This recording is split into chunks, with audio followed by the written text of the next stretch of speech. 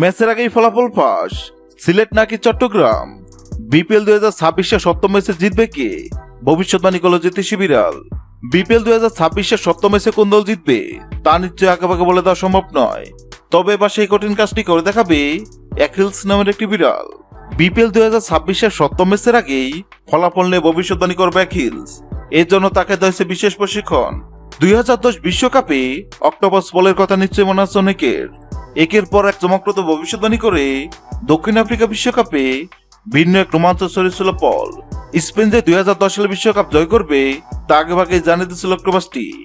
শুক্রবার বিপিএল 2026-এও আছে। বিপিএল 2026-এ যত উঠতে প্রস্তুত সাদা রঙের বিড়ালটি। ধবধবে সাদা নীল চোখের বিড়ালটির নাম অ্যাকিল। নিবিড় যত্ন আর ভালোবাসায় খেলছে বেড়ে ওঠা বিশ্বের অন্যতম সেরা প্রাণী জাদুঘর সেন্ট পিটার্সবার্গ হার্মিটেজে। শালিক তো টিনের জন্মায় খেলছে, সৃষ্টিকর্তা তাকে দিনে শোনার ক্ষমতা, তবে আছে তীব্রমান শক্তি, তা দিয়ে চমক দেখাতে চায় বিড়ালটি। কিন্তু কিভাবে? বিপিএল 2026-এর সপ্তম ম্যাচ চলাকালীন অ্যাকিলসের সামনে দুই পাত্রে খাবার রাখা হবে। পাত্রের সঙ্গে লাগিয়ে রাখা হবে দুই দেশের পতাকা।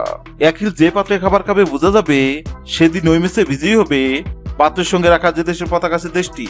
আগামীকাল 31শে ডিসেম্বর দুপুর 3টায় শুরু হবে বিপিএল এর সপ্তম ম্যাচ। বিপিএল এর সপ্তম ম্যাচে কোন দল জিতবে?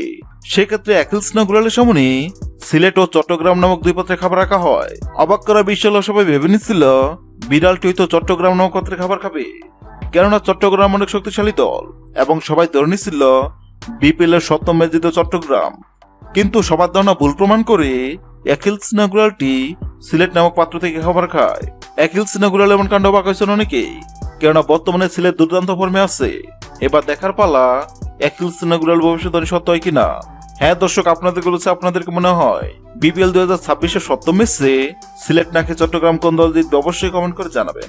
ভিডিওটি ভালো লাগলে লাইক দিবেন এবং সাবস্ক্রাইব করে আমাদের চ্যানেলের সঙ্গে থাকবেন।